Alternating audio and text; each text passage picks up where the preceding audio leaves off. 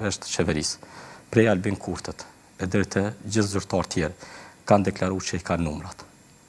Por opozita pi bllokon institucionet. Dhe ne gjithë jemi dëshmitar që kjo dole të jetë gënjeshtra më e madhe e vitit 2025. U dëshmu që nuk i ka numrat. As Albin Kurti, as Glaugo Njufca. Fatkeqësisht, pjesë e kësaj loje, gjatë gjithë ka qenë edhe presidentja e vendit. Vlerësoj që e ka dëmtu imazhin e saj, e mbi gjitha e ka dëmtu edhe imazhin e institucionet më të lartë vendit, që është presidenca. Kur po e përmendni presidentën, ndje gjithashtu pati dhe një vizitë të sajën te kryetari tashmëri i komunës së Mitrovicës, Faton Peci, si e pat? Vlerësoj që vizita e saj tregon që Arjan Tahiri nuk ka qenë garë vetëm me Faton Pecin, por ka qenë garë edhe me Vjosa Osmanin, edhe me Albin Kurtën.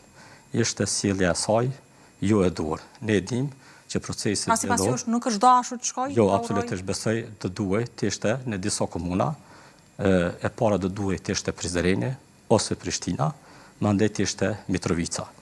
Sepse vlerësoj që Mitrovica ka qenë një arenë e një gare që nuk i kanë gjasu një gare demokratike. Nuk ka qenë gjithçka demokratike, sa i përket zgjedhjeve lokale në Mitrovicë. Dhe besoj që do duhej vizita e parë ishte në kryeqytet, në komunë, te kryetari i Prishtinës përparim Rama, mandej mund të ishte Prizreni dhe mandej Gjilani ose Mitrovica. Në këtë formë nuk do të lente hapësirë për Po, besoj që në realitet tregoj që kështu sa ajo ka bërë një veprim të ëndshëm. Unë besoj që ka jap një shije jo të mirë, sepse nuk do duhet të ishte opsioni i parë Mitrovica, dhe të njëjtën kohë japi mesazhe timit të është që filloj me Mitrovicën dhe japi sinjal që është në anën e vetëvendosjes dhe është në anën e Albin Kurtët. Besoj që ka kohë, ose asnjëherë më parë Kosova nuk ka pas një presidente që ka luajtur një rol destruktiv.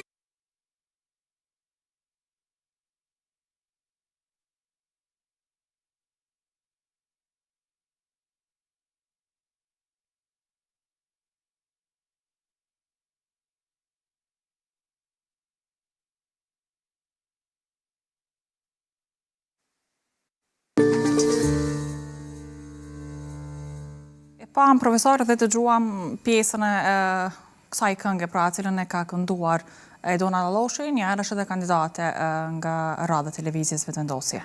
Si e shihni ju, si e komentoni? Nuk është hera parë, me sa kujtoj në vitin 2021 ka pas një këngë të tillë dhe kjo flet më së miri që ne kemi përfunduar si shoqëri në një skenë teatrale. Pra një kandidate për deputete, ti këndoj një kandidate për kryeministër dhe liderit partisë, kjo ka ndodhur vetëm në regjimet më famkeqe komuniste dhe nuk mundohen një demokraci të mirëfillt. Zakonisht është një parim që e deklaroj edhe Glaugo Njufca, që njerëzit përderisa jetojnë, nuk është mirë të kenë këngë dhe të vlerësohen derisa të përfundon, po themi, veprimtaria e tyre publike. Mendoj që është në kuadër të elementeve të propagandës dhe të mashtrimit të opinionit publik, por vlerësoj shumë dhe besoj shumë që qytetarët e vendit nuk do të ndikohen nga veprimet e tilla, unë i quaj akulturore dhe të njëjtën kohë të pa sens.